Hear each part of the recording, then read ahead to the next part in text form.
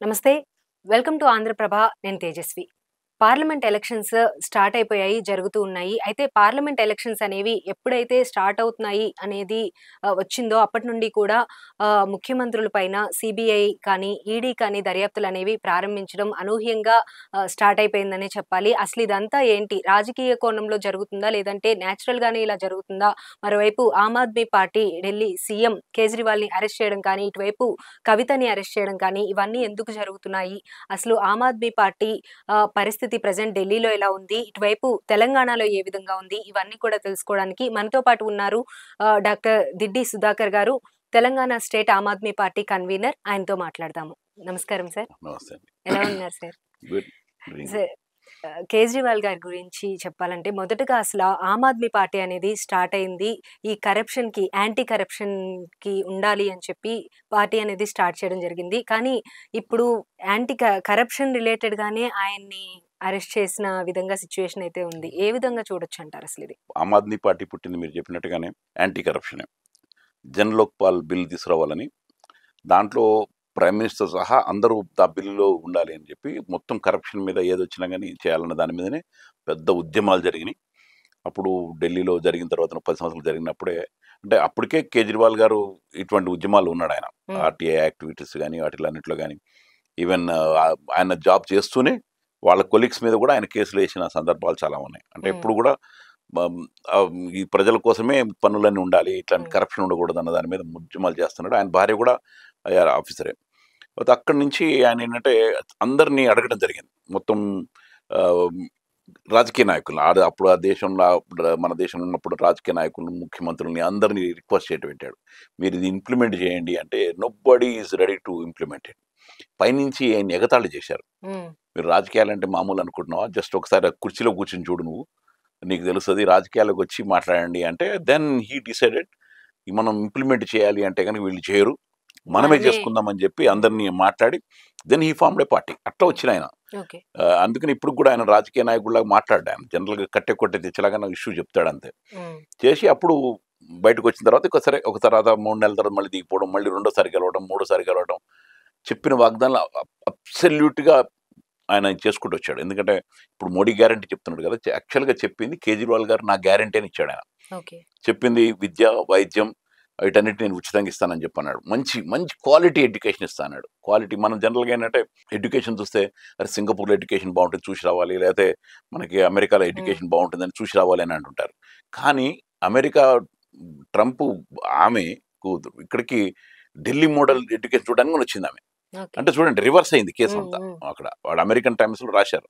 అటువంటి ఆయన తీసుకెళ్ళి ఇప్పుడు జైల్‌లో పెట్టారు. సరే అది తర్వాత వస్తుంది జైలు ఇష్యూ.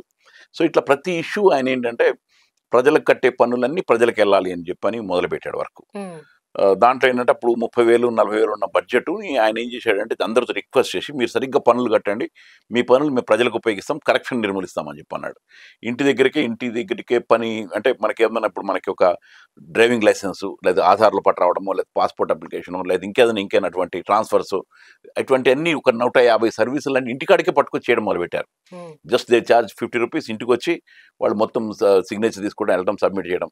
సో కరప్షన్ రూపుమాపాడు నాకు హ్మ్. ఆఫీసుల్లో. హ్మ్. సో ఇట్లా డిఫరెంట్ అన్నీ చేసుకున్నాడు. పెద్దలందరికి కూడా సీనియర్ సిటిజన్స్‌కి తీర్థయాత్ర కార్యక్రమం అన్ని రిలీజియన్స్. హ్మ్. అట్లా మరి తర్వాత ఉచితంగా మంచినీళ్ళు మినిమమ్ స్టాండర్డ్స్. అంటే హ్మ్. మీరు కరెక్ట్‌గా గనక ఇల్లీగల్ కనెక్షన్ తీసేయమని చెప్పి హ్మ్. ప్రోత్సహించి వాటర్ నేను ఇంత ఫ్రీ ఇస్తానన్నాడు ఆయన. అందరికీ వాటర్ ఇచ్చాడు. ఓకే. అట్లాగే కరెంటు మినిమమ్ ఇంతకుముందు చీటింగ్ జరిగేది ఈ హ్మ్. కరెంట్‌లో. అయన్నీ ఎత్తేసారు. హ్మ్. దొంగతనంగా కరెంట్ వాడే పద్ధతులన్నీ మారిపోయి హ్మ్. అఫీషియల్‌గా మాట్లాడడం మొదలుపెట్టారు. ఇప్పుడు అన్ని ప్రాఫిట్‌లు నడుస్తున్నాయి. హ్మ్. అట్లా ఇప్పుడు ఢిల్లీ గవర్నమెంట్ ప్రాఫిట్‌లోకొచ్చింది. హ్మ్. మిగులు బడ్జెట్‌తో నడుస్తుంది. వాళ్ళ బడ్జెట్‌తో నడుస్తున్నది. అంటే నేను ఇన్ షార్ట్ చెప్తాను. ఎందుకంటే చాలా పెద్ద అయిపోద్ది ఇష్యూ అంతా. హ్మ్. మిగులు బడ్జెట్ జరుగుతున్నది. ప్రజల కోసం ఉచితాలు ఇస్తూనే ఉన్నారు. ఇచ్చి డెవలప్‌మెంట్ చేశారక్కడ. దీన్ని పంజాబ్‌లో ఇంప్లిమెంట్ అయింది. తర్వాత గుజరాత్‌లో ఇంప్లిమెంట్ అయింది. గుజరాత్‌లో కూడా కొన్ని సీట్లు రావడం జరిగింది. గోవాలో కొన్ని సీట్లు రావడం జరిగింది. ఇది ఉన్న కొద్దికి పెరుగుతున్న కొద్దీ మోడీ గారికి భయం పట్టుకున్నది. అంటే మోడీ గారు ఈయనొక్కడే కాదు ఇంకా చాలా మంది చూసి భయపట్టుకున్నది. మోడీ గారికి ఏంటంటే ఈయన ఎట్టగా ఆపాలి అన్నది. ఇక్కడ కట్ చేస్తే నేను ఇంకొంచెం ముందుకెళ్తాను నేను. దీనికంటే ముందు 2014లో మోడీ గారు అధికారంలోకి వచ్చిన తర్వాత ఈడీ సిబిఐలు అంతకుముందు కూడా ఉన్నాయి, లేవనేం లేదు.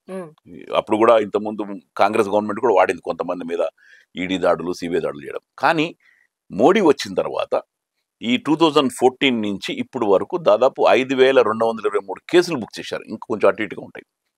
దాంట్లో సాల్వ్ అయిన ఎంత అంటే 20 కేసెస్ మాత్రం, ఓన్లీ 20. మిగతా దాంట్లో దాదాపు 3,000 మంది బీజేపీలో జాయిన్ అయిపోయారు.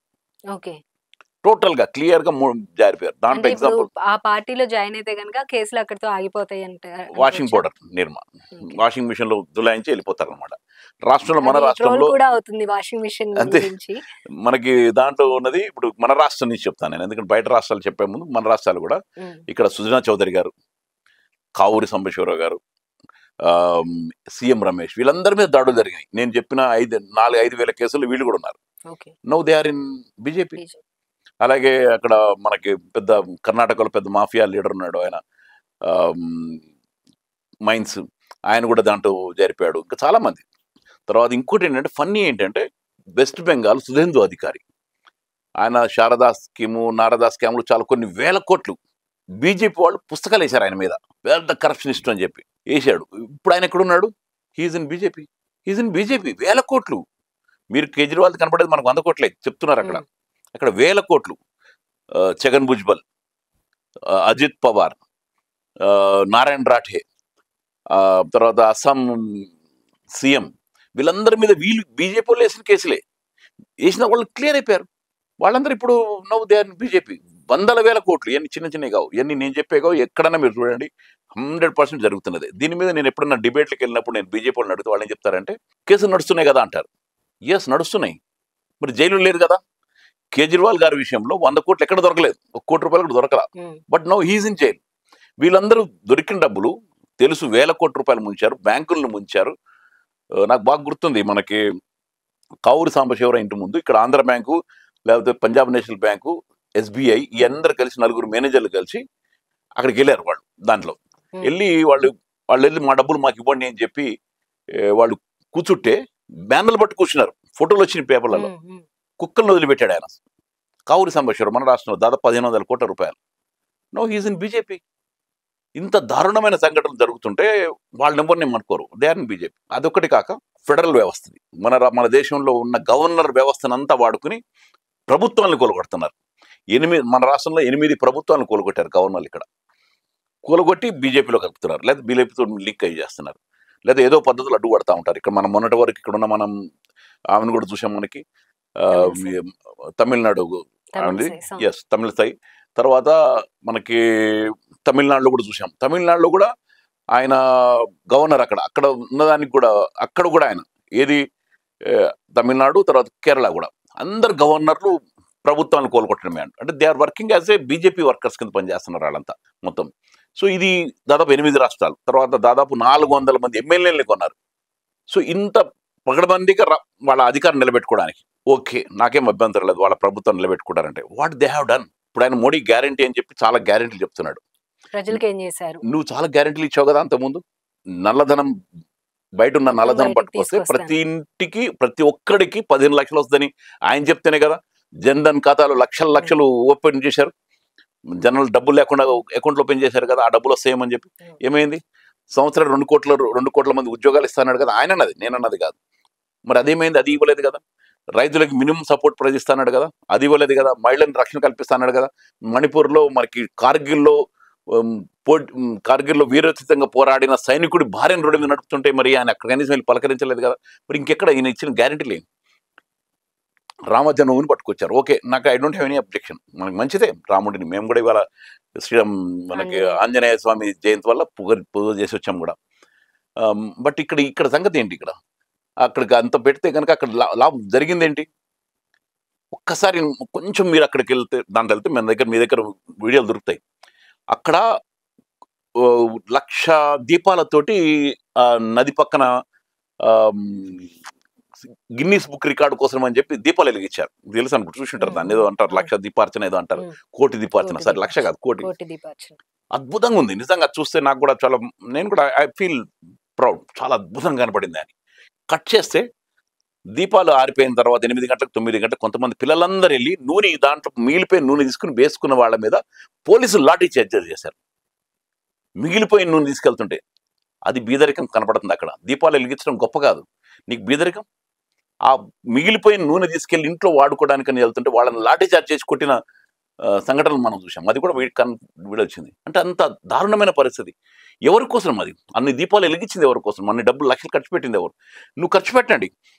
సేమ్ సైడ్ ఇంకోవైపు బీదరికాన్ని కూడా నిర్మూలించాలని అడుగుతున్నాను. ఆయనే చెప్తున్నాడు కదా, ఈరోజు 87 కోట్ల మందికి నేను 5 కిలోల బియ్యమో 10 కిలోల బియ్యం ఉచితంగా ఇస్తున్నానని చెప్పి. అంటే మన దేశంలో ఇంకా బీదరికం అంత దిగజారిన స్థాయికి ఉంది. 87 కోట్ల మందికి ఉన్నారు. ఆయన చెప్పిన లెక్కలు, నేను చెప్పేది కాదు. ఇంతమందిని ఉచిత బియ్యం ఇస్తున్నానంటే అంత ఉచిత బియ్యం తినే స్థాయికి మన దేశంలో దారిద్ర్య కిందకి వెళ్ళిపోయారు జనాలు. జీడిపి పడిపోయింది. దానికి చిన్న చిన్న రాష్ట్రాల కంటే, చిన్న చిన్న దేశాల కంటే కూడా మనకు పడిపోయింది. మరి నువ్వు ఇచ్చిన గ్యారంటీ ఏంటి? పెరిగింది ఏంటి? ఇవన్నీ చేసుకుంటూ అధికారం కావాలి ఆయనకి. నేను కమ్యూనిస్ట్ పార్టీలో కూడా పనిచేశాను. ఇప్పుడు నేను ఆమ్ ఆద్మీ పార్టీ చేస్తున్నప్పుడు మేము ఎప్పుడు కూడా అదాని పేరేం లేదు. ఈయన వచ్చిన తర్వాత తిన్నాను అదాని. అప్పుడు 14,000 కోట్ల రూపాయలు ఉన్నాయని అప్పుడు చెప్తారు. ఇప్పుడు చూస్తే ప్రపంచంలో అత్యధిక కుబేరుడు అయిపోయాడు. హౌ? ఎలా అయ్యాడు? నిర్మలా సీతారామన్ గారు, తర్వాత మన ఈయన అమిత్ షాను, వీళ్ళందరూ కలిసి మన దేశంలో ఎన్నో సంవత్సరాలుగా సాధించిన ఆస్తులన్నీ తీసుకెళ్లి ఆయనకు అప్పగెట్టారు. నేను వేరే అన్ని పక్కన పెట్టండి. రైల్వేస్ ప్రాఫిట్లో నడుస్తుంది. రైల్వేస్ నష్టాలు జరగట్లా. రైల్వేస్ ఎవరి కోసం? బడుగు వర్గాల కోసం, కింది వర్గాల కోసం, కష్టజీవుల కోసం, డబ్బులు ఖర్చు పెట్టుకోలేని వాళ్ళ కోసం ఉండే రైల్వేస్ని తీసుకెళ్లి ప్రాఫిట్లో నడుస్తుంది, తీసుకెళ్లి అదానికి అవట్టగట్టారు. అలాగే ఎల్ఐసి, అందరు దాచుకున్న డబ్బులు ఇవన్నీ ఎల్ఐసీలు, జనాలకు ఆ మామూలు నచ్చుకునే దేశం చేసేది, దాన్ని తీసుకెళ్లి అదానికి అమ్మేశారు. విమానాశ్రయాలు, నౌకాశ్రయాలు, రోడ్లు, గనులు, బొగ్గు గనులు, ఎవ్రీథింగ్ అదానికి అమ్మేశారు. దీనికోసం అంతకుముందు ఇది ప్రజల కోసం అని చెప్పి పబ్లిక్ సెక్టార్ కంపెనీలన్నీ ఎంతో పోరాడి తెచ్చుకున్నాయి అన్ని. ఆఖరికి విశాఖపట్నంలో విశాఖ ఉక్కు కూడా ఆంధ్రుల హక్కు అని చెప్పి పోరాడి కొంతమంది చచ్చిపోయారు. దాన్ని తీసుకెళ్ళి అమ్మడానికి, సింగరేణిని అమ్మడానికి. సింగరేణిని బొగ్గు బదులు నీకు ఆస్ట్రేలియా నుంచి దిగుబడి చేసే బొగ్గు కొనమంటారు. సింగరేణి బొగ్గు మనకి 7,000 రూపాయల టన్నులు దొరుకుతుంటే ఆస్ట్రేలియా నుంచి వచ్చేది 24,000 రూపాయల టన్ను. అది ఎందుకు కొనాలి? అంటే మేలి రకమైన బొగ్గట. అంటే ఆదాని అమ్ముతున్నాడు కాబట్టి మేలి రకమైన బొగ్గు అయిపోయింది. సో ఇవన్నీ కనబడుతున్నాయి. ఇవన్నిటితో పాటు ఏకుమైకే కూర్చున్నది మీకు కేజ్రీవాల్. ఈరోజు మోడీ ఎవరితోన్నా భయపడుతున్నాడు అంటే that is only 1 person, that is Modi. ఎందుకంటే మనం మిగతా వాళ్ళందరినీ కూడా పక్కకి జరిపేసి చూసినప్పుడు ఈయన ఒక్కడు కరెక్ట్గా అనుకున్న దాని మీద వస్తున్నాడు. నిజానికి రాజకీయాల్లోకి రాను అనుకున్నవాడు, నేను అంబేద్కర్ సాక్షిగా, అంబేద్కర్ ఏదైతే రాజ్యాంగాన్ని తయారు చేశారో దాని ప్రకారంగా రోటీ కపడా और మకాన్ ప్రజలకే చెందాలి, ప్రజలు కట్టే పన్నులు వాళ్ళకే చెందాలి అని చెప్పి వచ్చిన ఆయనకి భయం పట్టుకుంది. మిగతా అన్ని చేయగలిగాడు ఆయన. ఇక్కడ ఫెడరల్ దాన్ని కూలగొట్టి రాష్ట్రాలను కూలగొట్టాడు, 4,000 మంది ఎమ్మెల్యేలను కొనుక్కున్నాడు, గవర్నమెంట్ కూలుస్తున్నాడు, బెదిరించాడు, వీళ్ళందరినీ తీసుకెళ్లి తన పార్టీలో చేర్చుకున్నాడు. కానీ కేజ్రీవాల్ లొంగల. కేజ్రీవాల్ కింద సిసోడియాని అరెస్ట్ చేశారు. ముందు మంచి ఎడ్యుకేషన్ ఇచ్చి ఆయన్ని అడిగారు, నువ్వు సీఎం చేస్తాం, నువ్వు జాయిన్ అయింది బీజేపీ అన్నాడు. ఆయన లొంగలేదు, తీసుకెళ్లి జైల్లో పెట్టారు. అంతకుముందు సత్యేంద్ర జైన్ తీసుకెళ్లి జైల్లో పెట్టారు 1.5 year నుంచి. సంజయ్ సింగ్ని తీసుకెళ్లి డబ్బులు పెట్టారు. They could not able to prove. అనుకోకుండా ఆయనకి బెయిల్ దొరికింది. ఇప్పుడు కేజ్రీవాల్ని, నిజానికి కేజ్రీవాల్ మీద ఏ మాత్రం ఎక్కడ కూడా ఒక ఛార్జ్ షీట్ వాళ్ళ దగ్గర లేదు. బట్ ఇక్కడ ఏంటంటే ప్రివెంటివ్ మనీ లాండరింగ్ యాక్ట్ అని ఒకటి ఉన్నది మన దగ్గర. దాన్ని ఈ మధ్యన చేసి పగడబందీ చేసి వీళ్ళు వచ్చిన తర్వాత ఇంకా పగడబందీ చేశారు. దాంట్లో ఏంటంటే ఎవరినన్నా చేయొచ్చు, ఎవరినన్నా అరెస్ట్ చేయొచ్చు, but they have to prove. అక్యూజ్డే ప్రూవ్ చేసుకోవాలి. వాడే చేసుకో, నేనేం చేయలేదని చెప్పి నువ్వు దొంగతనం చేసినట్టు చేసుకోవాల్సిందే. దానికి బెయిల్ దొరకదు, కలవనియరు, మాట్లాడనియరు, ఏం చేయరు, ప్రూవ్ చేసుకోవాలి. అదే కనుక ఆయన కనుక బీజేపీలో జాయిన్ అయితే మాత్రం డెఫినెట్గా బయట రాగలుగుతాడు. బట్ ఆయన ఏంటంటే దేశం కోసం నేనున్నాను, నేను భయపడను అంటాడు. నన్ను అరెస్ట్ చేయొచ్చు కానీ నా ఆలోచనలు అరెస్ట్ చేయలేరు, నేను ప్రజల కోసం నిలబడతాను, ప్రజల కోసం చేయాల్సిందని చెప్పి నిలబడ్డ మనిషి ఆయన. సో అట్లాగే వాలంటీర్స్ అందరూ పనిచేస్తున్నారు. ఇప్పుడు ఇక్కడ ఈయన లోపల పిఎంఎల్ఏ దాని కింద పెట్టినప్పుడు ఆయన మొన్న అడిగాడు, ఆయన చెప్పింది కూడా, మన కేజ్రీవాల్ గారు ఒక మాట అన్నాడు ఆయన. ఇప్పుడు నేను మన కోర్టులో ఆయన అంతటా ఆయన మాట్లాడుతూ కూడా ఒక మాట చెప్పాడు. ఎవరు చెప్పారు ఆయనకి? ఇప్పుడు మీకు సౌత్ గ్రూప్ ఏదైతే ఉందో, సౌత్ గ్రూప్లో మనకి కవిత ఉంది, మాగుంట రాఘవ ఉన్నాడు, మాగుంట శ్రీనివాస్ రెడ్డి ఉన్నాడు, ఆ తర్వాత శరత్చంద్రారెడ్డి. వీళ్ళు మాటల వరుసల్లో ఏదో అనుకున్న మాట. ఎందుకంటే అక్టోబర్లో నేనన్న మాట కాదు, సంజయ్ ఖన్నా ఏదైతే సుప్రీంకోర్టు జడ్జి ఉన్నాడో ఆయన ఒక మాట అన్నాడు వీళ్ళ చర్చ చేసుకుంటూ. ఇక్కడ మీరు చాలా చెప్తున్నారు, ఈ కేసు 2 నిమిషాలు కూడా నిలబడదు, ఈ కేసు 2 నిమిషాలు నిలబడదు. మీరు ఇంతవరకు 100 కోట్లు ఇక్కడ చెప్తున్నారు, 100 కోట్లు అక్కడ చెప్తున్నారు, 100 కోట్లు సంజయ్ సింగ్ అన్నారు, 100 కోట్లు కేజ్రీవాల్ అన్నాడు, ఇంకేదో అన్నారు. Where is money? ఇది మ్యాటర్ ఆఫ్ డైలాగ్ మాత్రమే. 100 crores transaction is matter of dialogue. 100 కోట్లు లేవు అక్కడ. మ్యాటర్ ఆఫ్ డైలాగ్ ఇది. సో నిలబడి ప్రూవ్ చేయండి అన్నారు. మంచిది అన్నారు, కానీ వాళ్ళ దగ్గర ఉన్న పిఎంఎల్ఏ ఏదైతే యాక్ట్ ఉందో ఇట్స్ వెరీ పవర్ఫుల్ యాక్ట్. అది దాదాపు అసాధ్యం దాని మీద బెయిల్ దొరకడం. జనాలకు తెలియదు ఇది. జనాలు ఏమనుకుంటారు, ఎందుకు బెయిల్ దొరకట్లేదు అంటే ఇంతే, పిఎంఎల్ఏ మీద దొరకదు, ఇంపాసిబుల్ అనమాట దాని మీద దొరకడం. దాన్ని ఎన్ని రోజులు పెట్టచ్చు అంటే ఇప్పుడు సపోజ్ ఫర్ ఎగ్జాంపుల్ అంటే అక్కడ ఏంటంటే వాళ్ళ చేతిలో వడ్డించేవాడు వాళ్ళు. మీరు చెప్పిన దాన్ని బట్టి కేజ్రీవాల్ గారు ఇప్పట్లో బయటకు వచ్చే ఛాన్స్ లేదంటారా? కష్టమే ప్రస్తుతానికి ఇంకా. ఎందుకంటే ఇప్పుడు ఒకసారి ఇప్పుడు కింద కోర్టులో కూడా, ఎందుకంటే నేను ఇంకోటి చెప్పాలి. నాకు ఒక టైంలో జడ్జిలు అంటే చాలా గౌరవం అంతా ఉండేది, ఒక మంచి వ్యవస్థ నడుస్తుంది అనుకుంటుంది. తర్వాత ఎప్పుడైతే రామ జన్మభూమికి సంబంధించి కోర్టు వేడిక్ట్ వచ్చిన తర్వాత ఆ జడ్జికి, ఆయన పేరు ఏదో ఉన్నది, ఆయనకి రాజ్యసభ మెంబర్ ఇచ్చేటప్పటికి నాకు డౌట్ వచ్చింది. 1 వీక్లోనే, పోనీ ఆగింది కూడా లేదు, 1 వీక్. మీరు ఎక్కడ గూగుల్ చేసి చూడండి, త్రివేద ఆయన పేరు ఏదో ఉన్నది, హీ గాట్ రాజ్యసభ సీట్. మొన్న ఇంకొక హైకోర్టు ఆయన జడ్జి ఆయన రాజీనామా చేశాడు, పార్లమెంట్ సీట్ కొట్టేశాడు. They got very good jobs. దీని తర్వాత అనిపించింది అసలు సుప్రీంకోర్టు వ్యవస్థ ఎంత దారుణమైపోయింది, జడ్జిల వ్యవస్థ ఎట్లా అయిపోయింది. అక్కడక్కడ ఏంటంటే జడ్జిలు, మన దగ్గర నేను ఎక్కడ చూశాను, ఇక్కడ న్యాయం అమ్మబడును అని చెప్పని, అంటే డబ్బులతోటి అమ్ముడైపోతుందని అర్థమైంది. కానీ ఈ మధ్య కాలంలో ఈ చంద్రచూడ్ వచ్చిన తర్వాత కొద్దిగా జాగ్రత్తగా బ్రేకులు పడ్డాయి. ఇక్కడే జరిగిన బ్రేక్. యాక్చువల్గా నేను ఇక్కడికే మనం మాట్లాడాల్సిన ఇంపార్టెంట్ ఇష్యూ ఒకటి ఉన్నది. సో ఇదంతా జరుగుతున్నప్పుడు నేను కూడా హోప్స్ వదిలేసాం మేము. సరే ఇదంతా అందరినీ జైలుకి పెడుతున్నారు, కష్టమిహ, ఇంత పెద్ద మోడీ లాంటి అటాక్రేటే వచ్చేసేసి అందరినీ జైలు పెట్టినప్పుడు మనం మాట్లాడలేము అనుకున్నాం. 1.5 month బ్యాక్ సంగతి. ఎప్పుడైతే కేజ్రీవాల్ గారిని లోపల పెట్టారో అప్పుడే ఆయన అనుకున్నాం ఈ అరెస్ట్ అయిపోయిన తర్వాత. ఎందుకంటే ఇక్కడ ఆయన అరెస్ట్ చేయాలంటే ఇక్కడ మనకి చేసింది ఏంటి, ఇక్కడ కవితను అరెస్ట్ చేయాలి. కవితను అరెస్ట్ చేయకుండా ఆయన అరెస్ట్ చేయలేదు. అందుకని ఇది ఒక పెద్ద డ్రామా క్రియేట్ చేసి కవితను అరెస్ట్ చేశారు. కవితను ఇప్పుడు ఎందుకు అరెస్ట్ చేశారు అంటే, వీళ్ళందరిని అరెస్ట్ చేస్తే కనుక ఈయన పార్లమెంట్ ఎన్నికల్లో పాల్గొనకూడదన్న ప్రయత్నంలో భాగంగా ఇక్కడ కవితను అరెస్ట్ చేసి తర్వాత కేజ్రీవాల్ని అరెస్ట్ చేశారు. కవితను అరెస్ట్ చేసిన 12 మందే అక్కడ కూడా వెళ్ళారు. 12 మంది సేమ్ టైంలో కొంచెం ఒక 4 రోజుల తేడాలో వెళ్ళిపోయి అరెస్ట్ చేశారు. ఎక్కడ ప్రూఫ్ లేవు. ఎందుకంటే కవితను ఇంతకుముందు కూడా సిబిఐ ఈడీ తీసుకున్నప్పుడు ఆమె వెళ్ళి 2-3 సార్లు మాట్లాడింది, తన 10 ఫోన్లు ఉన్నాయని చెప్పి కూడా అది కూడా హ్యాండ్ ఓవర్ చేసింది. Everything was handed over. 1 year నుంచి సడన్గా ఎందుకు చేశారు ఇక్కడ అంటే, కేజ్రీవాల్ని అరికట్టడానికి, పార్లమెంట్ ఎన్నికల్లో చేయడానికి. అయితే ఆ టైంలో మేము అనుకున్నది అంటే, కవితని అరెస్ట్ చేయడానికి అసెంబ్లీ ఎలక్షన్స్ వరకు వెయిట్ చేసేది ఎందుకంటారు? అసెంబ్లీ ఎలక్షన్స్ లేదు, అసెంబ్లీ ఎన్నికల కోసమని ఆగలేదు వాళ్ళు, అసలు చేసే ఉద్దేశం లేదు. వాళ్ళు ఏమనుకున్నారంటే, యాక్చువల్గా కేజ్రీవాల్ ఈ ఇండియా అలయన్స్ ఏదైతే ఉందో, ఇండియా అలయన్స్ ముందుకు రాదు అనుకున్నారు వాళ్ళు.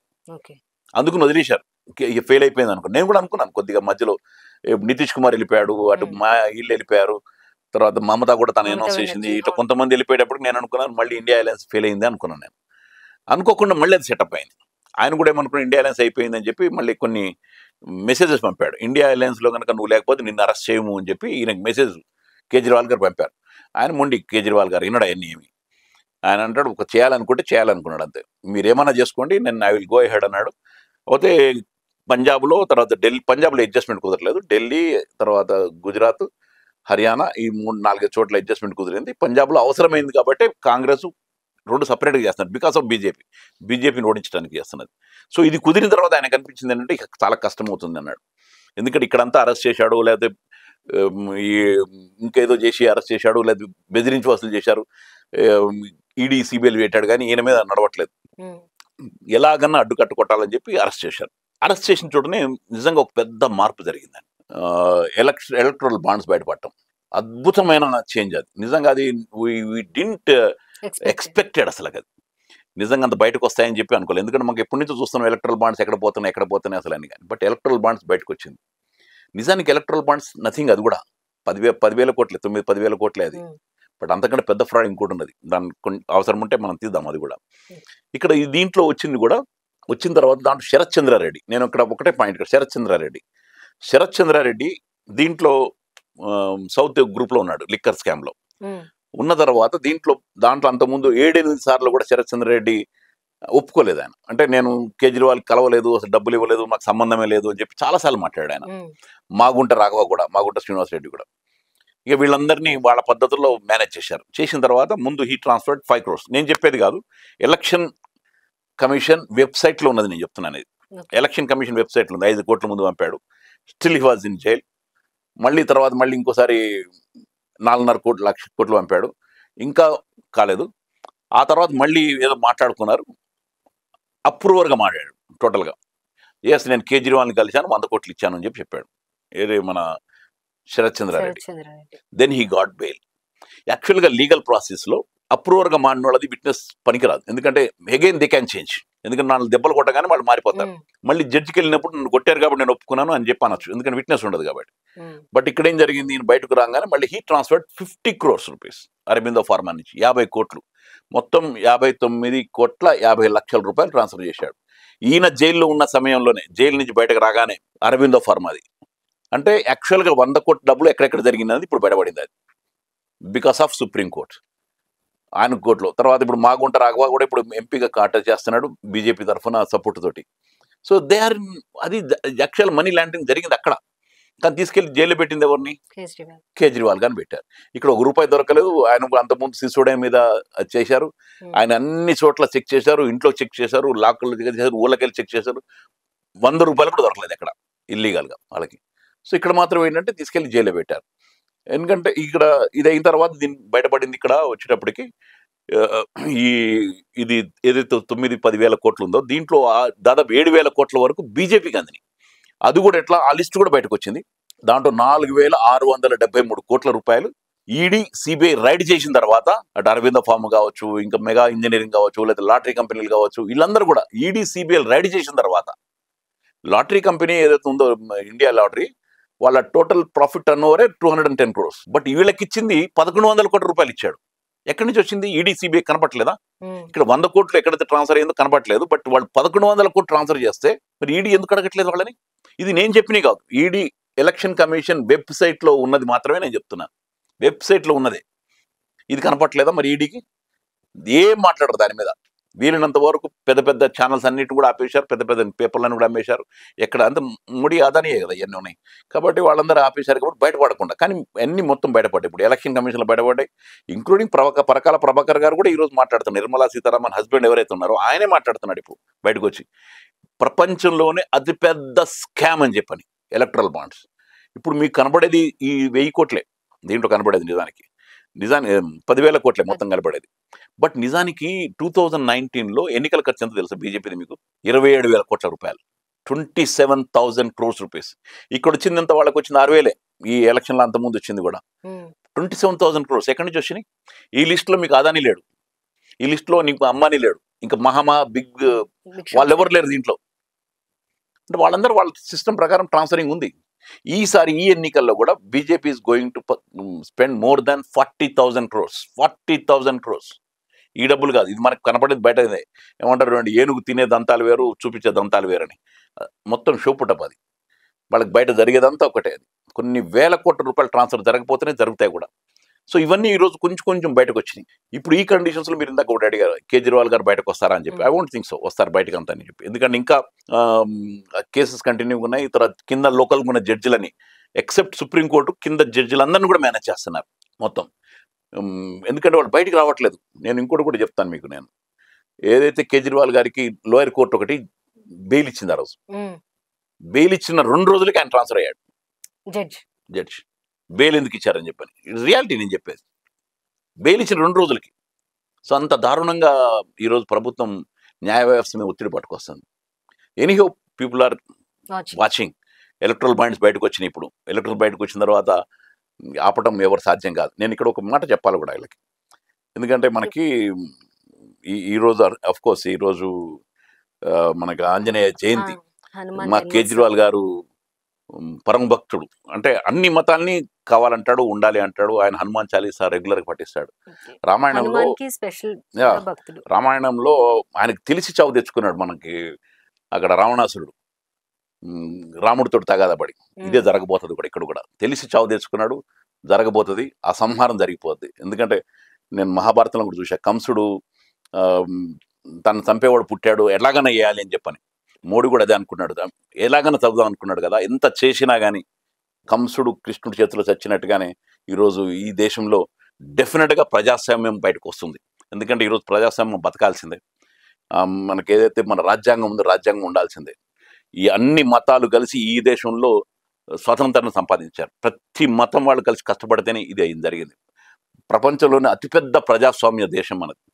ఈ దేశాన్ని కాపాడుకోవాల్సిన బాధ్యత ప్రజలందరి మీద ఉంది. ఎందుకంటే మన దగ్గర ఇంకోటి కూడా ఉంది. వినీహో మనం మీరు ఛానల్లో చెప్తున్నారు కాబట్టి మీ తరఫున ఒక విజ్ఞప్తి కూడా చేస్తాను నేను.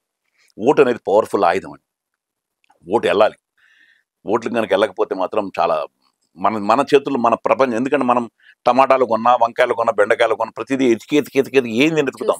దాన్ని ₹10 దానికి, ₹10, ₹5 దానికి మనం డిక్టేట్ చేసేది. ఎందుకంటే ఈ వ్యవస్థ అయితే ఉందో రాజకీయ వ్యవస్థ, ఇది మన భారతదేశంలో అంటే మన ఆస్తులన్నీ కూడా ప్రజలకు ఎక్కడ ఖర్చు పెట్టాలి, ఎలా ఖర్చు పెట్టాలి, ఎవరికి ఇవ్వాలి అన్నది చేసేది.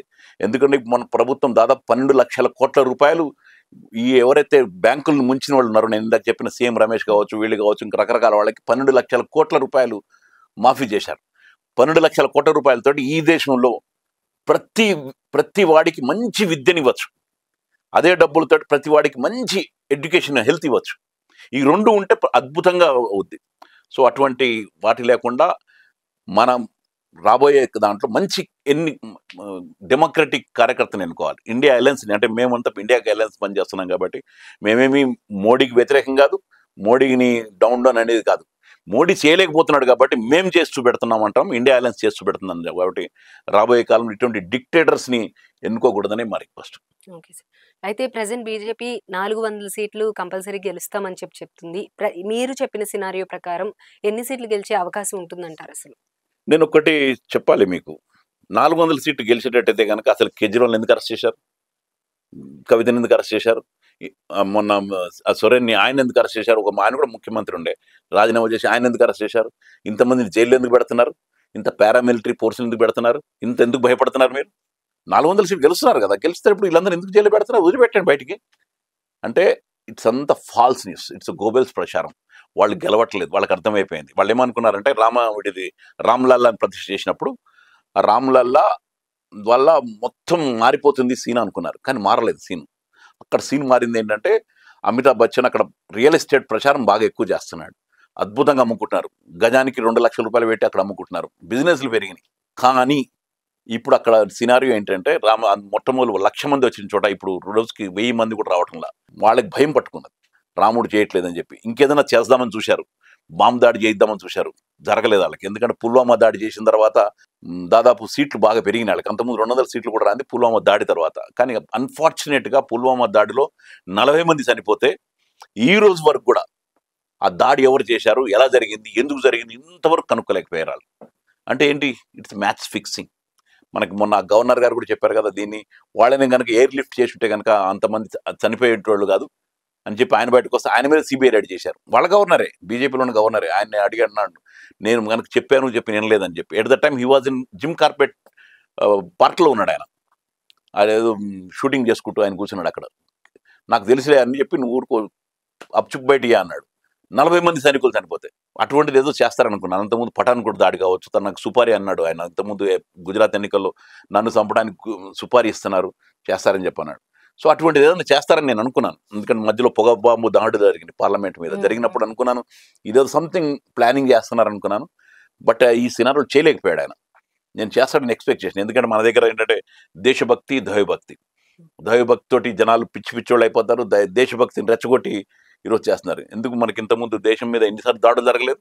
అప్పుడేం బీజేపీ పార్టీ లేదే. నిజానికి ఒకటి చెప్తాను మీకు, ఈ బీజేపీ నాయకత్వంలో ఎవ్వరు కూడా భారతదేశ స్వతంత్ర పోరాటంలో పాల్గొనలేదు. ఒక్కడంటే ఒక్కడు లేడు, మీరు చూపెట్టండి. ఒక్కడంటే ఒక్కడు. వాళ్ళకి ఆర్ఎస్ఎస్ కూడా తెలంగాణ మొదలుపెట్టి అక్కడ వరకు కూడా, ఆల్ ఇండియా వరకు కూడా ఒక్కడు కూడా పని చేయలేదు. ఎందుకు? వీళ్ళ ఆర్ఎస్ఎస్ ఏదైతే నాగపూర్లో హెడ్ క్వార్టర్స్ ఉందో 2022 వరకు కూడా నేషనల్ ఫ్లాగ్ ఎగలేదు. వాళ్ళు స్వతంత్రాన్ని యాక్సెప్ట్ చేయలేదు. వాళ్ళు ఈరోజు దేశభక్తి గురించి మాట్లాడతారు. నిజానికి స్వంత పోరాటంలో ఎవరు పాల్గొనలేదు. నిజానికి వాళ్ళు అక్కడ పెద్ద విగ్రహం పెట్టారు కదా, సర్దార్ వల్లభాయ్ పటేల్. బ్రహ్మాండంగా పెట్టి వల్లభాయ్ పటేల్ ఉక్కు మనిషి అంటారు కదా. వల్లభాయ్ పటేల్ది ఆయన ఉద్దేశం ఏంటో తెలుసా? ఆయన ప్రధానమైన కోరిక ఆర్ఎస్ఎస్ బ్యాన్ చేశాడు కూడా ఆయన. ఆర్ఎస్ఎస్ బ్యాన్ ఎప్పుడైతే మహాత్మా గాంధీ మీద దాడి జరగగానే ఆయన ఆర్ఎస్ఎస్ని బ్యాన్ చేశాడు. బ్యాన్ చేసిన తర్వాత 1 year తర్వాత మళ్ళీ బ్యాన్ ఎత్తేశారు. వీళ్ళని తీసుకెళ్లి సర్దార్ వల్లభాయ్ పటేల్ విగ్రహాన్ని పెడతారు, డైవర్ట్ చేయడానికి, ఇష్యూ డైవర్ట్ చేయడానికి. ఉక్కు మనిషి ఆయన. He was Congress leader. వాళ్ళ నాయకుడు ఒక్కడు లేడు. వీళ్ళ మాట్లాడేది, they don't have any right. ఎందుకంటే ఎట్లా ఉంటుందంటే రుద్రాక్ష పెళ్ళి అంట, మనకు దెయ్యాలు వేదాలు వాళ్ళు ఇచ్చినట్టు. దేశ స్వతంత్రం కోసం పాల్గొన్న వాళ్ళు అప్పుడు ఎందుకంటే ఆర్ఎస్ఎస్ కూడా ఉంది, తెలంగాణలో ఆర్ఎస్ఎస్ ఉంది కదా అప్పుడు. నిజాంకు వ్యతిరేకంగా ఆర్ఎస్ఎస్ పనిచేసిందా? చేయలేదు. ఎక్కడ పనిచేయలేదు ఆర్ఎస్ఎస్. ఇప్పుడు వాళ్ళు చెప్తారు ఇప్పుడు తెలంగాణలో ఇది పోలీసు యాక్షన్ వచ్చేసింది, సర్దార్ వల్లభాయ్ పటేల్ చేశాడు మేమే అన్నట్టుగా వీళ్ళు చెప్తారు. నిజంగా తెలంగాణలో వాళ్ళు పాల్గొన్నారా? ఎర్ర జెండా పాల్గొన్నది, కమ్యూనిస్టులు పాల్గొన్నారు, కాంగ్రెస్ వాళ్ళు పాల్గొన్నారు, తర్వాత ఏది మన ఇంకోటి ఆర్ఎస్ మన ఇది ఆర్య సమాజ్ వాళ్ళు పాల్గొన్నారు. ఇక్కడ ఒక్క ఆర్ఎస్ఎస్ నాయకుడు పోరాటం లేడే ఇక్కడ. వాళ్ళు they don't have any right. దేశం గురించి మాట్లాడే రైటే లేదు. ఈరోజు మాట్లాడతారు వాళ్ళు. నిజానికి దేశం కోసం పనిచేసిన వాళ్ళు అంటే అప్పుడు కాంగ్రెస్ కానీ ఇప్పుడు కమ్యూనిస్టులు కానీ వాళ్ళంతా చేశారండి. అందరు కలిసి హిందూ ముస్లిం సిక్ ఇసాయిలు కలిసి చేసిందే ఇదంతా దేశం. దీన్ని ఈరోజు మొక్కగొట్టి ఈరోజు నిన్న కూడా ఏదో మాట్లాడుతున్నారు వాళ్ళు, ఇదంతా హిందూ రాష్ట్రంగా మార్చేస్తాం, హిందూ దేశం కింద మార్చేస్తామని చెప్పని. రేపొద్దున కనుక ఈయన పొరపాటున గెలిస్తే గెలవడానికి అవకాశాలు తగ్గిపోయినాయి అనుకోండి. గెలిస్తే మాత్రం అంటే నేనేమి పర్సనల్గా ఏదో అది చేస్తారని కాదు, ఫ్రీడమ్ ఆఫ్ స్పీచ్ పోతుంది. ఒక మిలిటరీ రూల్లో బతకాల్సిన పరిస్థితి, మనం మాట్లాడుకోలేని పరిస్థితి. ఈ మన దేశంలో చూడండి, ఇప్పుడు నాకైతే మా ఇంట్లో అన్ని కులాలు మతాలు కలిసిన మనుషులు ఉన్నాం. అంత మాకేది మతం ఉందో తెలియదు, నాకు మా కులం ఏంటో మాకు తెలియదు. ఈరోజు ఏదో అదర్స్ అని రాస్తున్నాం మేము అంతే. సో అలాంటి వాళ్ళు ఏం కావాలి, ఎవరని చెప్పుకోవాలి మేము? We're Indian, that's all. రేపు పొద్దున హిందూ రాజ్యం పట్టుకొస్తానంటే కనుక నిజానికి ఈ దేశాన్ని ముక్కలు చేసినప్పుడు అంటే గాంధీ గారు అది చేసినప్పుడు కానీ దాన్ని జరిగినప్పుడు కానీ అటు ముస్లిమ్స్ వెళ్ళినా ఇటు వీళ్ళు వెళ్ళినా కానీ జరిగిన పరిస్థితులన్నీ వేరు, ఎప్పుడన్నీ జరిగిన విషయాలన్నీ వేరు, కానీ ఇప్పుడు జరుగుతున్నది వేరు. సో ఇది జరగకుండా ఆపాల్సిందే. ప్రజెంట్ కండిషన్స్లో అందరూ కలిసి ఉండాలి, అందరికి సంబంధించింది. ఈ దేశం అందరికీ ముక్కలు కానియకుండా నిలబడటానికే ఈరోజు అందరు కలిసి ఉండాలని ఇండియా అలయన్స్ ఏర్పడింది. దాన్ని గెలవాలని మేము కోరుకుంటున్నాం. Okay sir. అయితే ప్రెసెంట్ కేజ్రీవాల్ గారు జైల్లోనే ఉన్నారు కాబట్టి ఆయన అక్కడి నుండే పాలన కొనసాగిస్తే బెటర్ అంటారా, లేదంటే ఆయన భార్య అయిన సునీత గారు పాలన కొనసాగిస్తే బెటర్ అని మీరు అనుకుంటున్నారా? అట్లనేం లేదండి, సునీత గారిని నేనేమంటలేదు. అందుకే సునీతని ఎందుకు చెప్తుందంటే ఆమె భార్యను కలవనిస్తున్నారు కాబట్టి, 2 రోజులకు ఒక్కసారి కలిసి ఉన్నారు కాబట్టి షీఈస్ గెటింగ్ ది మెసేజెస్. అంతేగాని ఆమె డైరెక్ట్ పాలిటిక్స్ వస్తుందని చెప్పి నేను అనుకోవట్లేదు. పని చేస్తే పని చేయొచ్చు, అదేమీ అభ్యంతరం లేదు. కొంతమంది మధ్యలో రాశారు షీ మే బికమ్ సీఎం అని రాశారు, బట్ అట్లా ఉండదు, ఏ పార్టీలో ఉండదు, ఉండకూడదు కూడా. అది అట్లా మా ఫ్యామిలీ రావాలని మేమేం కోరుకోవట్లేదు. ఇక్కడ ఏంటంటే ఒక టీం ఉంది మాకు ఢిల్లీలో, ఒక మంచి టీం ఉంది. ఆ టీంలో ఉన్న 4 జైల్లోకి వెళ్ళారు, ఒక సంజయ్ సింగ్ గారు మాత్రం బయటకు వచ్చారు. మిగతా ఎక్సలెంట్ టీం ఉంది మా దగ్గర, థింక్ ట్యాంక్ టీం ఉంది, అందరు కలిసి సలహాలు ఇస్తారు. ఈవెన్ కేజ్రీవాల్ గారు లాస్ట్ టైం ఇక్కడ హైదరాబాద్కి వచ్చినప్పుడు కూడా మేము మాట్లాడాము. ఇక్కడ మనకి in future we have to fight against BJP by taking the even Congress also అని కూడా చెప్పాము. అప్పుడు ఆ చర్చ జరిగింది. మాకు జరిగిన తర్వాత ఇప్పుడు కాంగ్రెస్తో పాటు కలిసి వెళ్దామని చెప్పి నిర్ణయాలు జరిగినాయి. కాబట్టి వీ హ్యావ్ థింక్ ట్యాంక్, ఆ ప్రాబ్లం రాదు. అది కాక ఇక మన కేజ్రీవాల్ గారు ఎప్పుడైతే జైలుకి వెళ్తారని ఎప్పుడైతే మేము ఊహించామో, అంటే ఎక్స్పెక్టెడ్, ఇది అంత పెద్ద జరిగింది కాదు. అంతకుముందు దాదాపు ఒక 4 నెలల పాటు ప్రజల్లోకి వెళ్ళారు మా వాళ్ళందరూ. వెళ్ళి కేజ్రీవాల్ గారు కనుక జైలుకి వెళ్తే రాజీనామా చెయ్యాలా అని అడిగారు. అందరు చెప్పింది ఏంటంటే 99% చెప్పింది అంటే నో నీడ్ ఆఫ్ రిజిగ్నేషన్ ఇవ్వాల్సిన అవసరం లేదని చెప్పి. ఎందుకంటే అదొక కుట్ర. ఆయన రిజిగ్నేషన్ కనుక చేస్తే కనుక ఇమ్మీడియట్గా గవర్నర్ రూల్ పట్టుకొద్దామని చేసే ప్రయత్నాల్లో భాగమే. ఇవన్నీ చాలా వివరాలు ఉన్నాయి దీంట్లో. ఏంటంటే లిక్కర్ పాలసీలు కూడా చేసింది జిమ్మిక్ కానీ. ఎందుకంటే లిక్కర్ పాలసీ సంతకం పెట్టింది ఎవరు తెలుసా మీకు? First Anil Baijal, governor, BJP governor, ఆయన సంతకం పెట్టాడు. ఆయన జైల్లో, ఆయన కేసులు లేడే ఇక్కడ, ఆయనే సంతకం పెట్టాడు. కొన్ని కరెక్షన్స్ చేయండి బాగుంది ఇది అంతా అని చెప్పి సంతకం పెట్టింది. ఆయన పెట్టిన తర్వాతనే పాస్ అయింది. వితౌట్ హిస్ డైరెక్షన్ కాలేదు అది. మరి ఆయన కేసులు లేడే? ఆయన కూడా ఉండాలి కదా లెక్క ప్రకారం చూసినప్పుడు. లేడు. ఇది రియల్ సత్యం నేను చెప్పేది. అనిల్ బైజల్ అండి ఇప్పుడు వీకే సక్సెస్ ఉన్నాడు. ఆయన వెళ్ళిపోయిన తర్వాత కొన్ని నెలల తర్వాత బయట తీసి ఆయన పక్క జరిపేసేసి ఈయన మీద కేసు చేశారు. ఇక్కడ ఏంటంటే ఇప్పుడు ఒక్కటి మొన్న కూడా కేజ్రీవాల్ గారు అన్నారు, ఇప్పుడు నేను ఫర్ ఎగ్జాంపుల్ నేనే ఉన్నాను, నేను 1,000 కోట్లు ఆయన పంపించానంటే కేసు చేసేస్తారా? నేను రేపొద్దున 1,000 కోట్లు నేను కూడా పంపించాను ఆయన కానీ చెప్తారు. ఇప్పుడు అక్కడ కూడా చెప్తున్నాడు అండి, జైల్లోంచి సుకేష్ చంద్రశేఖర్ అనేది ఒకటి ఇంట్రెస్టింగ్ పర్సనాలిటీ ఉన్నాడు. అఫ్ కోర్స్ ఈడీ వాళ్ళు అది ఆయన పేరు పెద్ద కేర్ చేయట్లేదు కానీ పేపర్లో రాస్తున్నారు. అటు ఎన్నో కూడా చెప్పాడు, నేను టిన్ను పేరు మీద ఘీ టిన్ అన్నాడు, నెయ్యి డబ్బాలాగా ₹1,00,00,000 లెక్కేసి నేను పంపించేశానని రాశాడు. ఎంత ఫూలిష్గా దాన్ని అంతా వేస్తున్నారంటే వాడిని ఇక్కడ చాలా మంది రాస్తున్నారు. సుకేష్ చంద్రశేఖర్ అగైన్ ఈ కామెంటెడ్ అని జైల్లో నుంచి అట పంపిస్తున్నాడు. Is also in Tihar jail. తిహార్ జైల్లో ఉన్న తర్వాత బయటకి ఎట్లా వస్తుంది న్యూస్ ఎట్లా వస్తుంది? ఆయన సెల్ ఫోన్ తీసుకోరా, వచ్చినాయి అంటారు. వాడిని రికార్డు కనుక ఒకసారి తీస్తే ఈ వాజ్ అంటే వాడు పెద్ద కరప్షనిస్ట్. వాడు బిగ్ బాస్ 4th సీజన్లో ఢిల్లీలో హీ వాజ్ కంటెంట్, దాంట్లో ఉన్నాడు. ఓకే. సినిమా యాక్టర్లు అందరినీ చీటింగ్ చేసేసి డబ్బులు 200 కోట్లు లేపేసినాడు వాడు వచ్చేసి సడన్ గా ఈ పాపులారిటీ కోసం చేస్తున్నాడు. అది కూడా వాడుకుంటున్నారు. నిన్న కూడా చూసిన నేను సుకేష్ చంద్రశేఖర్ ఏదో స్టేట్మెంట్ ఇచ్చాడు, and I will prove, I can prove everything. మన కవిత డబ్బులు ఇస్తే నేనే ట్రాన్స్ఫర్ చేశాను అక్కడికి అని. అంతకుముందు ఒకసారి స్టేట్మెంట్ ఏమన్నాడంటే నేను కవితకి ఇచ్చాను, బ్లాక్ రేంజ్ రోవర్లు ఇచ్చాను, దాని నెంబర్ కూడా చెప్పాడు, నెంబర్ ఇచ్చానని చెప్పాడు. ఇవన్నీ ఫాల్స్ స్టేట్మెంట్స్, ఇవన్నీ ఫాల్స్ స్టేట్మెంట్స్. ఎవ్రీథింగ్ అంత ఫ్యాబ్రికేటెడ్, అంత ఫిక్షియస్, ఎక్కడా లేవు. ఉంటే కనుక 2-3 సంవత్సరాలు దొరికిండాలి కదా, 100 కోట్లు ఎక్కడో చూడ ప్రూఫ్ దొరికిండాలి కదా. ఏమైనా ప్రజెంట్ కండిషన్స్లో అయితే కనుక ఆయన జైల్లో ఉన్నా ప్రభుత్వం ఆగదు. అక్కడ ఏంటంటే సగం ప్రభుత్వం అంతా ఇప్పుడు ఈయన గవర్నర్ చేతుల్లోనే ఉంటుంది, యాక్చువల్ రూల్స్ రెగ్యులేషన్స్ అంతా కూడా. తర్వాత మొన్న కూడా ఆర్డినెన్స్ పట్టుకొచ్చేసి అవి కూడా కొంతమంది లాగేసుకున్నారు. ఎనీహో గవర్నమెంట్ ఏంటంటే వీళ్ళు చేసేది ఏంటంటే అందరికి మంచినీళ్ళు లేదా మున్సిపల్ లేదా మిగతా ఈ మెడికల్ అన్ని ఇవ్వడానికి ట్రై చేస్తున్నారు. అది కూడా ఆపడానికి ట్రై చేస్తున్నారు. మెడికల్ బిల్స్ పే చేయకుండా లేకపోతే టెస్టింగ్లు పే చేయకుండా ఆపడానికి ట్రై చేస్తున్నారు. Still our team is fighting. But పంజాబ్లో అటువంటి ప్రాబ్లం రావట్లా, వాళ్ళు ఉన్న చోట. లేదా గోవాలో 2 ఎమ్మెల్యేలు ఉన్నా కానీ they are doing wonderful. Street నుక్కడు ఏమంటారు వాటిని, మెడికల్స్, మన హాస్పిటల్స్, బస్తీ దవాఖానాలు బ్రహ్మాండంగా నడుస్తున్నాయి. అవి కూడా అన్ని కూడా everything they are taking care of that one. So successful గా నడుతున్నారు కాబట్టి ఆయన రాజీనామా చేయాల్సిన అవసరం లేదు. మిగతా టీం అంతా ఉంది కదా, అక్కడ టీం మినిస్టర్స్ అందరు ఉన్నారు, they are doing very well. అయితే ఇప్పుడు మనకి తెలంగాణ కానీ ఏపీ కానీ 2 చోట్ల కూడా ప్రాంతీయ పార్టీలదే మొదటి నుండి కూడా హవా కొనసాగుతూ ఉంటుంది. ఇప్పుడు ఆమ్ ఆద్మీ పార్టీ ఎఫెక్ట్ అనేది ఇక్కడ ఎంతవరకు ప్రభావం చూపించే అవకాశం ఉంది? ప్రజలు ఎంతవరకు ఇటువైపు చూస్తారంటారు? అంటే ఒక్కటి ఎట్లాగంటే ఇక్కడే కాదు, సౌత్ అంతా దాదాపు లోకల్ పార్టీస్, ప్రాంతీయ పార్టీలు బాగానే ఉన్నాయి. ఇక్కడ మేము చూసింది ఏంటంటే ముందు నుంచి కూడా మంచి సానుభూతి ఉంది. ఎందుకంటే ఇక్కడ ఎడ్యుకేటెడ్ సర్కిల్ కానీ మిగతా వాళ్ళు కానీ, అంటే కేజ్రీవాల్ ఇంప్లిమెంటేషన్, అక్కడ మినిస్టర్లు కూడా గన్మెన్లు ఉంటారు, ఏమి సెక్యూరిటీ కానీ అయిన ఉండవు. మా వాళ్ళు ఎవరైనా కానీ ఎక్కడ గెలిచినా కానీ, ఈవెన్ గుజరాత్లో కానీ గోవాలో కానీ ఎక్కడ మా టీం ఉన్నా కానీ వాళ్ళు ఎవరు గన్మెన్లు పెట్టుకోవడం ఇవన్నీ అడావిడి చేయరు. ఇవన్నీ డబ్బులు తినేది అసలే లేదు, పబ్లిక్తో పనిచేస్తున్నారు. మెల్లమెల్లగా పబ్లిక్ దగ్గర వస్తుంది. ఇప్పుడు మేము కూడా పార్టీ నిర్మాణం చేస్తున్నప్పుడు ఈ మధ్యన మళ్ళీ ఇంకొకసారి రివ్యూ చేసుకున్నాం అంతా ఎట్లా చేయాలి అన్నది. ఇప్పుడు కూడా మొన్న కూడా నేను మాట్లాడినప్పుడు మీరు చేయండి, మీరు మంచి ఎడ్యుకేషన్ ఇవ్వండి, మీరు మంచి హెల్త్ ఇవ్వండి, ఎనీ పార్టీ. ఇప్పుడు రేపు పొద్దున ఇప్పుడు మేము కలిసి పని చేస్తున్నాం, రేపు పొద్దున రాబోయే కాలంలో మళ్ళీ అదే చెప్తాం. ఈ గవర్నమెంట్, కాంగ్రెస్ గవర్నమెంట్ అందరికీ విద్య ఇప్పిస్తే మాకేం అభ్యంతరం లేదు. అందరికీ మంచి మెడికల్ ఫెసిలిటీస్ ఎందుకు అభ్యంతరం ఉండాలి?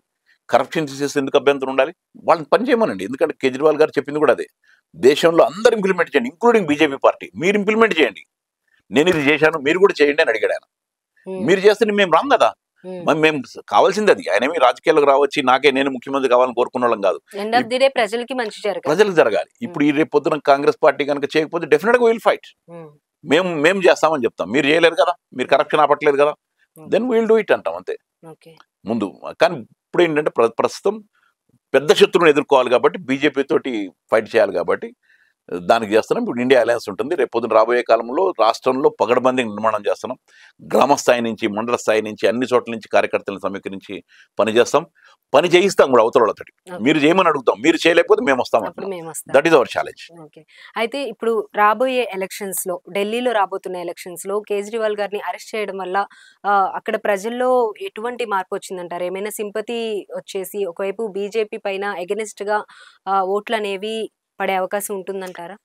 ఎందుకంటే నేను 2 months బ్యాక్ నేను ఢిల్లీ వెళ్ళినప్పుడు 7 సీట్లు గెలవడం కష్టమని అనుకున్నాను నేను. అరెస్ట్ చేసిన తర్వాత మంచి వేవ్ వచ్చింది. తర్వాత ఈ ఎలక్ట్రల్ బాండ్స్ ఏదైతే వచ్చిందో దానివల్ల కూడా మంచి 7 సీట్లు గెలుస్తున్నారు అక్కడ. 7కి 7 సీట్లు అంటే కాంగ్రెస్ అండ్ సిపిఐ 2 కలిసి అడ్జస్ట్మెంట్ చేసుకున్నాయని. సో 7కి 7 సీట్లు గెలుస్తున్నాం, డెఫినెట్ గెలుస్తున్నాం. అది మొత్తం వేవ్. మరోవైపు ఇప్పుడు తెలంగాణలో చూసుకుంటే కనుక రేవంత్ రెడ్డి గారు, సీఎం రేవంత్ రెడ్డి గారు ఒక రకంగా కొంచెం కేంద్రంతో సన్నిహితంగా ఉండటం కానీ, లేదంటే మొన్న రీసెంట్ గా జరిగిన సభలో మోడీకి ఓట్లు వేస్తాము అంటే ఆయన సరే వేసుకోండి అన్నట్టు, ఓకే అన్నట్టు అనడం కానీ, పెద్దన్న అని చెప్పి సంబోధించడం కానీ, ఇవన్నీ రాబోయే కార్యాచరణ అసలు ఏ విధంగా ఉంటుందంటారు? అది క్యాజువల్ గా జరిగిందా, ఆయన ఉద్దేశపూర్వకంగా ఏమైనా ఇది జరుగుతుంది అనుకోవచ్చు అంటారా? ఇది ఎందుకంటే ఆ మీటింగ్ నేను కూడా చూశాను. అది ఫస్ట్ మీటింగ్ విత్ మోడీ అండి. ఆయన వెళ్ళింది స్టేజ్ మీదకి వెళ్ళింది ఏంటి, పొలిటికల్ మీటింగ్ కాదు, అది ఇనాగ్రేషన్స్కి వెళ్ళాడు. థర్మల్ ప్రాజెక్టు మిగతా ప్రాజెక్టులన్నీ అక్కడ ఆన్లైన్ గా ఆడు ఇనాగ్రేట్ చేయడానికి వెళ్ళారు.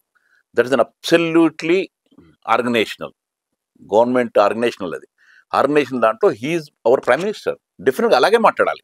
ఓకే. ఒక పెద్దన్నగా చేసుకొని చేయాలి. మీరు పెద్దన్న అంటే అందరికి పెద్దనే కదా, ఆయన ప్లేస్లో ఇంకా రేపు పొద్దున ఎవరు వచ్చినా పెద్దనే, డెఫినెట్గా ది మస్ట్ యాక్సెప్ట్. అంతేగాని బీజేపీ పార్టీ కాబట్టి నాకు అది కాదు. Is prime minister, not BJP. First మనకు ప్రైమ్ మినిస్టర్, తర్వాత బీజేపీ అది.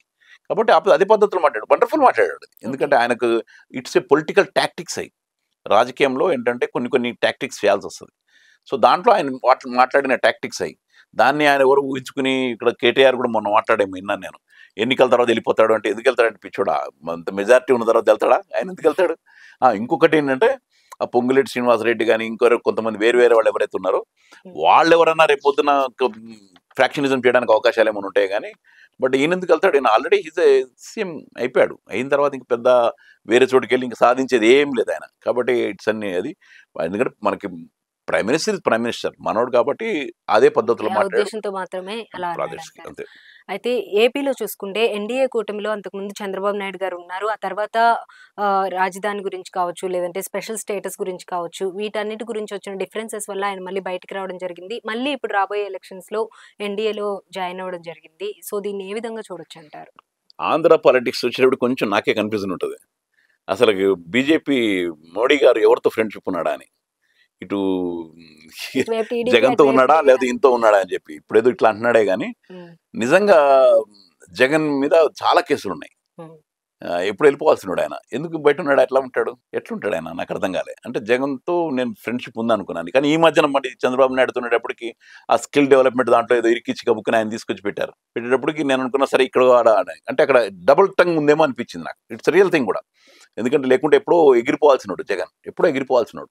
సో ఇప్పుడు దీంతో కట్టినా కానీ ఈయనకి ప్లస్ పాయింట్ కాదు, మైనస్ పాయింట్ అవుతుంది మోడీకి ప్రస్తుతం మైనస్ పాయింట్. మోడీ కాదు, మన చంద్రబాబు నాయుడు గారికి అది మైనస్ పాయింట్ అవుతుంది. పెద్ద ఫెచ్చింగ్ కాదు, ఆయన విడిగా పోయి ఉంటేనే బాగుండేది. మరి ఆయన ఎందుకు అక్కడ డ్రామా అట్లా క్రియేట్ చేసుకున్నాడు నాకు తెలియదు కానీ, ఎందుకంటే అక్కడ పెద్ద ఈయన కూడా ఉన్నాడు కదా, మన పవన్ కళ్యాణ్ అఫ్ కోర్స్ ఆయనకి జనాలు వచ్చినా ఓట్ ట్రాన్స్ఫర్ కాదు, ఈసారి ఓట్ ట్రాన్స్ఫర్ చేయిద్దాం అనుకున్నారు. అటువంటిప్పుడు మరి ఎందుకు ఆయన కలిసి కొన్ని సీట్లు వదులుకున్నారు ఆయన బీజేపీ కోసం అని చెప్పి.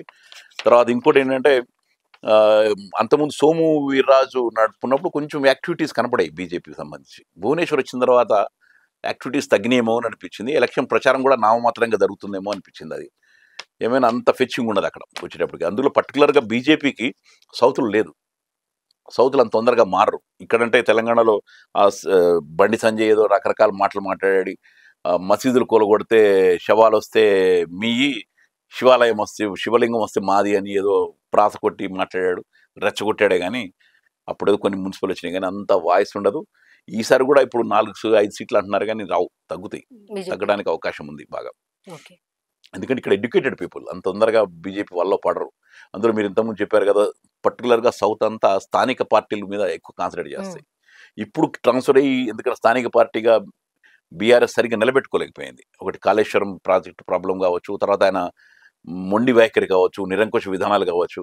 ఎందుకంటే నేను నా పొలిటికల్ కెరీర్లో దాదాపు 50 సంవత్సరాల పొలిటికల్ కెరీర్లో అందరు సీఎంలతో జస్ట్ వాకిన్, అంటే మేము చిన్న లీడర్లు, మేము ఎమ్మెల్యేలేం కాలేదు, ఏది కాదు, నా స్థాయికి మేము జనరల్గా అపాయింట్మెంట్ దొరికిపోయేది మాకు సీఎంలు కలవడానికి. కానీ కేసీఆర్ నేను కలవలేకపోయాను, 1-2 సార్లు కలిసి అనేది ఇష్యూస్ మీద. కానీ తర్వాత అసలు నాకే కాదు, వాళ్ళ మినిస్టర్లకే దొరకలేదు కదా. అంత మొండి పట్టుదలతోటి, మొండి వైఖరితోటి ఆయన ఒక 8వ సీఎం లాగా, 8వ నిజాం లాగా బిహేవ్ చేశాడు. ప్రజలకు దూరం అయ్యాడు. అక్కడ యాంటీ ఇన్కంబరెన్సీ బాగా పనిచేసింది. లేకపోతే వాళ్ళు కూడా కొన్ని పనులు జరిగినాయి, భగీరథి మేము వాటర్ కానీ. ఎందుకంటే నేను యాజ్ ఎ మెడికల్ డాక్టర్గా మంచినీళ్ళు ఎక్కడైతే వస్తారో సగం రోగాలు తగ్గిపోతాయి, అంటే వాటర్ బౌండ్ డిసీజెస్ చాలా ఉంటాయి. సో వాటర్ వరకు బాగానే చేశాడు, ప్రాజెక్ట్స్ వరకు కొంచెం బాగానే చేశాడు. బట్ ఇక్కడికి వచ్చేటప్పటికి ప్రజలతో దూరం అయ్యాడు బాగా. ఆయన ప్రజలతో దూరం అయిపోయి సమస్యలు పట్టించుకోవడం వల్లనే యాంటీ ఇన్కంబరెన్స్ బాగా పెరిగి కాంగ్రెస్ పుంజుకుంది దాంట్లో వచ్చేటప్పటికి. అయితే కేసీఆర్ వరకు వచ్చేటప్పటికి కూడా మొదటగా కేసీఆర్ ని కూడా బీజేపీలో జాయిన్ అవ్వమన్నారు, కానీ ఆయన జాయిన్ అవ్వలేదు. అందుకే ఈ కవిత అరెస్ట్ కానీ లేదంటే ఇవన్నీ కూడా జరుగుతూ ఉన్నాయి. ఫ్యూచర్ వాళ్ళిద్దరి మధ్య కూడా సంథింగ్ ఏదో ఒక ఒప్పందం అనేది ఉంది అనే టాక్ వినిపిస్తూ ఉంటుంది. దానిపైన మీ అభిప్రాయం ఉండొచ్చు. ఎందుకంటే కేసీఆర్ వచ్చిన కొత్తలో చాలా దాదాపు ఒక 6-7 సంవత్సరాల పాటు, ఇప్పుడు ఆయన వచ్చి 10 సంవత్సరాలు అయింది కదా, 6-7 సంవత్సరాల్లో ఎప్పుడు బీజేపీతో ఉన్నాడు ఆయన.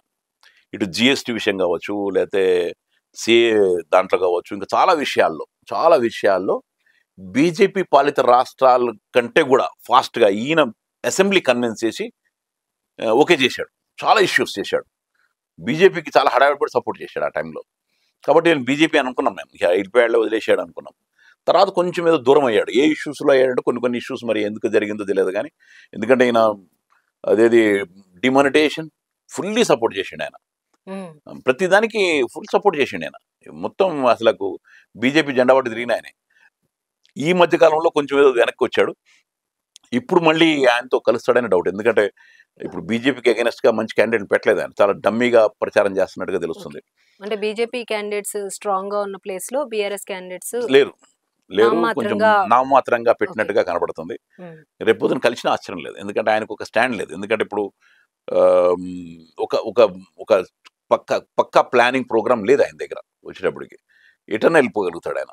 రేపొద్దున గబుక్కని మన కవితను అరెస్ట్ చేసింది కానీ దాని మీద ఏమైనా కావాలంటే అడ్జస్ట్‌మెంట్‌లో జరిగినా ఆశ్చర్యం లేదు మనకది దాంట్లో. ఓకే. సో, అందుకనేంటంటే ఆయన స్టాండ్ నిలకడగా ఉండదు కాబట్టి ఎటు పోతాడనేది తెలీదు మనకి. ఎందుకంటే పొలిటికల్ స్టాండ్ ఇది. ఎందుకు ఇప్పుడు మనకి చంద్రబాబు నాయుడు కూడా అదే. ఇంతకుముందు మరి విడిగా వచ్చాడు, కమ్యూనిస్టులతో కలిసాడు. ఇప్పుడు దూరం అయిపోయి బీజేపీకెళ్ళాడు. తర్వాత మళ్ళీ బయటకొచ్చాడు. అంటే రాజకీయాల్లో ఎప్పుడు పర్మనెంట్ శత్రువులు ఉండరు అని చెప్పి ఏదో సామెత హ్మ్. ఒకటుంది. అవును. పర్మనెంట్ మిత్రులు ఉండరని. దానికి ఆయన ప్రధానంగా కనపడతాడు మనకిక్కడ ఓకే. దీంట్లో వచ్చేటప్పటికి. కాబట్టి ఏంటంటే ఇది రాబోయే కాలంలో జరిగిపోయి గబుక్కుని సపోర్ట్ చేసినా ఆశ్చర్యం లేదు. రేపొద్దున్న గవర్నమెంట్ కూల్చడానికి ప్రయత్నాలు చేస్తున్నారని విన్నాను నేను. ఎందుకంటే మళ్ళీ ఈయన అంటున్నాడు, అటు కిషన్ రెడ్డి కూడా అంటున్నాడు. దీని తర్వాత ప్రభుత్వం కాంగ్రెస్‌ది ఉండదు అని చెప్పి. Of course they are experts to break down the governments. Governments. చేసినా ఆశ్చర్యం లేదు గానీ, బట్ ఈయన పకడ్బందీగా ఉన్నాడు. నాకు తెలిసి ఆహ్, ఈసారి డెఫినిట్‌గా మంచి సీట్లొస్తాయి వీళ్ళకైతే. దాదాపు 14, 15 సీట్లు పైగా రావడానికి అవకాశాలున్నాయి ఈసారి పార్లమెంట్, కాంగ్రెస్‌కి. కాబట్టి గట్టిగా నిలబడతారని నేను అనుకుంటున్నానది. Okay sir.